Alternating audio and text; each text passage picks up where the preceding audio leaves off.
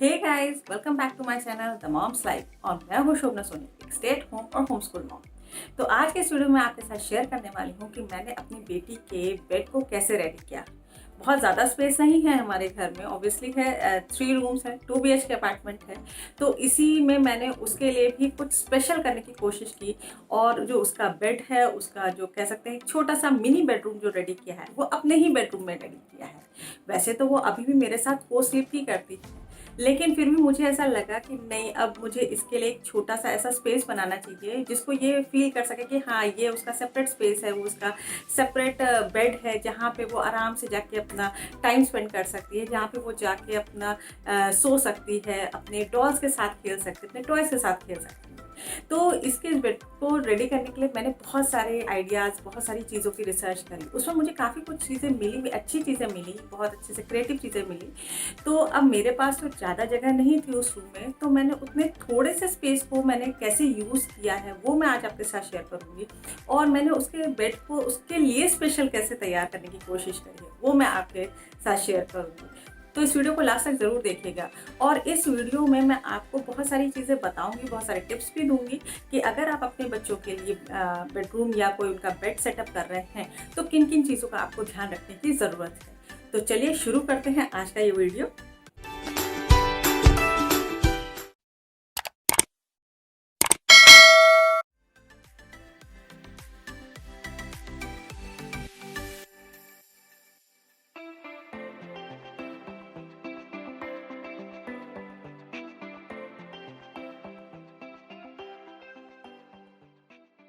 तो सबसे पहले मैं ये बताना चाहूँगी कि हमारे बेडरूम में, जो हमारे बेड के साइड में जहाँ मेरी बेटी का वार्डरोब है, वहाँ पर थोड़ा सा स्पेस, मतलब मेरे बेड और हमारे बेड और उसके वार्डरोब के बीच एक छोटा सा स्पेस बचता था।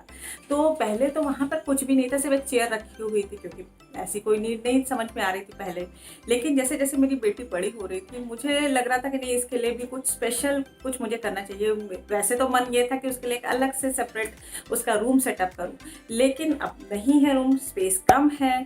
तो यही सोचा कि ठीक है, अपने इसी बेडरूम में ही मैं इसके लिए भी एक छोटा सा बेड रेडी करती हूँ। तो अब बेड रेडी करना, ये तो आइडिया दिमाग में आ गया था, लेकिन अब बेड जो है वो छोटे से स्पेस में कैसे सेटअप करेंगे।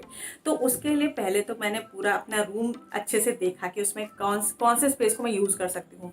समझ में यही आया कि जो मेरा हमारा बेड है और जो मेरी बेटी का वार्डरोब एरिया है, उसके बीच में जो स्पेस है, मैं सिर्फ उसी एरिया को यूज़ कर सकती हूँ इसके बेड बनाने के लिए। क्योंकि अगर मैं और कहीं भी यूज़ करती हूँ तो वो सब बीच में कह सकते हैं प्रॉब्लम करेंगे, आने जाने में तकलीफ करेंगे, और अगर मेरी बेटी खेल रही है कुछ है तो उसको भी प्रॉब्लम होगी। तो मेरे को यही लगा कि मैं इसके वार्डरोब और हमारे बेड के बीच के जो एरिया है, इसको मैं ही यूज़ कर सकती हूँ। तो वहाँ पर अब ये था कि इतना छोटा बेड तो कहीं भी नहीं आने वाला, तो ये था कि उसको बनवाना ही पड़ेगा।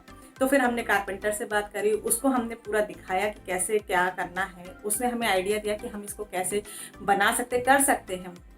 उसके ही अकॉर्डिंग हमने उसको वुड ला के दिया, प्लाईवुड ला के दिया, उसको सारा जो मेजरमेंट था वो बताया, उस हिसाब से उसने पूरा रेडी किया।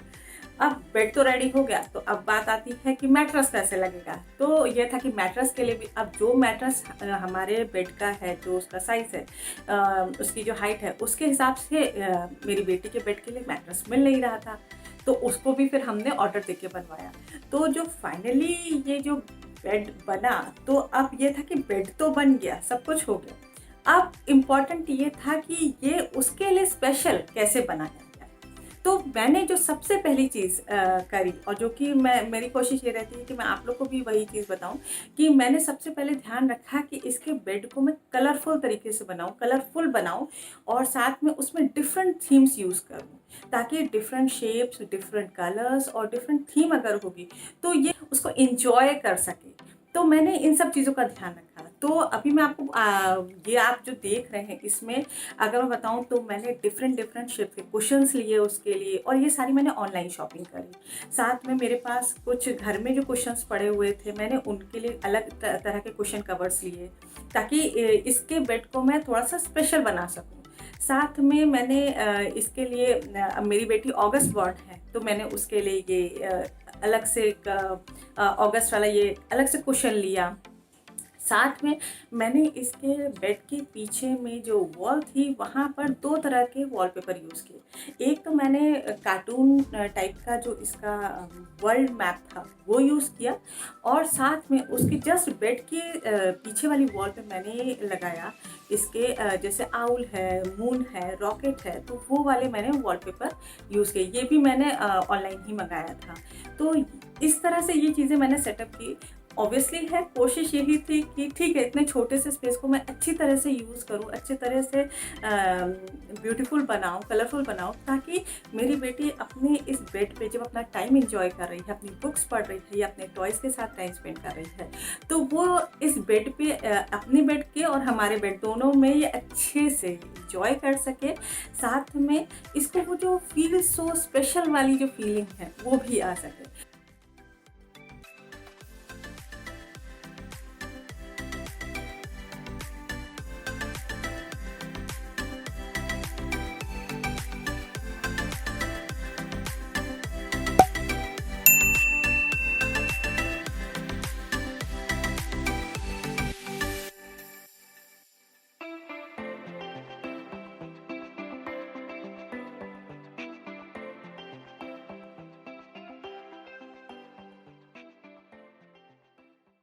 तो यहाँ पे बेड के साथ में जो हमारा कबी भी लगा हुआ है, जो हमारा ऑलरेडी पहले ड्रेसिंग टेबल हुआ करता था, हमने उसको भी पूरा खाली किया ताकि ये इसके लिए एक कबी की तरह काम करे, और वहाँ पर ये अपना खेलना या कुछ भी जो भी इसको करना है, अपने शीशे के सामने, मिरर के सामने अपने आप से खेलना है, बातें करना है, अपने आप को देखना है, वो भी एंजॉय कर सके।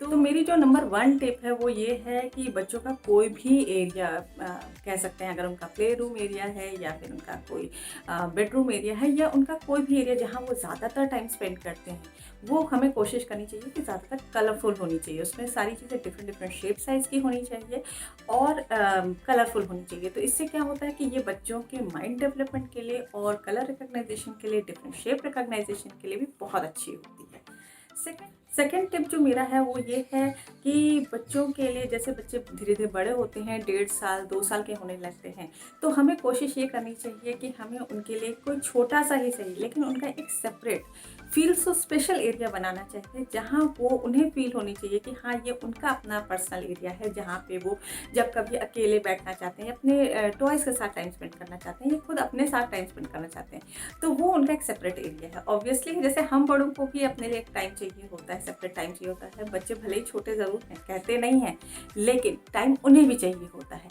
तो हम लोग को जैसे जैसे बच्चे बड़े होते हैं तो कोशिश ये करनी चाहिए कि उनके लिए भी हम कोई छोटा सा ही स्पेस, लेकिन उनके लिए कोई फील सो स्पेशल प्लेस बनाना चाहिए उनके लिए। जो मेरी 3rd टिप है वो ये है कि अगर हम बच्चों के लिए कोई भी एरिया रेडी कर रहे हैं तो ऑब्वियसली है कलरफुल तो होनी चाहिए, उनके लिए स्पेशल फील सो स्पेशल वाली प्लेस होनी चाहिए। साथ में उस जगह पे अगर हम कुछ भी चीज़ें यूज़ कर रहे हैं, कोई भी ऑब्जेक्ट यूज़ कर रहे हैं, कोई क्वेश्चन यूज़ कर रहे हैं, तो इवन अगर कोई टॉय भी यूज़ कर रहे हैं तो कोशिश ये रखनी चाहिए कि वो डिफरेंट शेप और साइज़ की होनी चाहिए। तो क्या है, और साथ साथ में एक बहुत इंपॉर्टेंट चीज़ कि वहाँ पर थोड़ी बहुत बुक्स रखी होनी चाहिए, उनकी स्टोरी बुक्स, कैसे 2-3 या 1-2 भी अगर बुक्स उनकी रहती है तो ऑब्वियसली है उन्हें बहुत अच्छा टाइम, बहुत अच्छी चीज़ें एक्सप्लोर करने के लिए मौका मिलता है। अपने साथ में अकेले में जो वो टाइम स्पेंड करते हैं, उनकी अपने थॉट्स होती हैं, उनको कहते हैं ना, वो जो ड्रीम्स, वो जो सोचना होता है, वो एक अपने अलग ही लेवल पे होता है। तो कोशिश ये करनी चाहिए हमें अक्सर कि बच्चों का अगर कोई भी एरिया रेडी कर रहे हैं तो वहाँ डिफरेंट शेप साइज़ के ऑब्जेक्ट्स या टॉयज़ वगैरह कुछ भी चीज़ें रख सकते हैं। साथ साथ में वहाँ पे कुछ 1-2 बुक्स भी, 2-3 बुक्स, उनकी स्टोरी बुक्स, उनकी जो फेवरेट बुक्स है वो भी रखनी चाहिए। अगर आज का वीडियो आपको अच्छा लगा, कुछ आपको अच्छी इन्फॉर्मेशन मिली, कुछ नए क्रिएटिव आइडियाज़ मिले, तो इस वीडियो को लाइक और शेयर ज़रूर करिएगा। और अगर चैनल को अभी तक सब्सक्राइब नहीं किया है तो सब्सक्राइब जरूर करिएगा। साथ में नोटिफिकेशन बेल ज़रूर दबा दीजिएगा ताकि जैसे ही मेरा नेक्स्ट वीडियो आएगा आपको उसकी इन्फॉर्मेशन पहले मिल जाएगी। तो अब दोबारा मिलते हैं एक नेक्स्ट इंटरेस्टिंग वीडियो के साथ में, तब तक के लिए बाय बाय।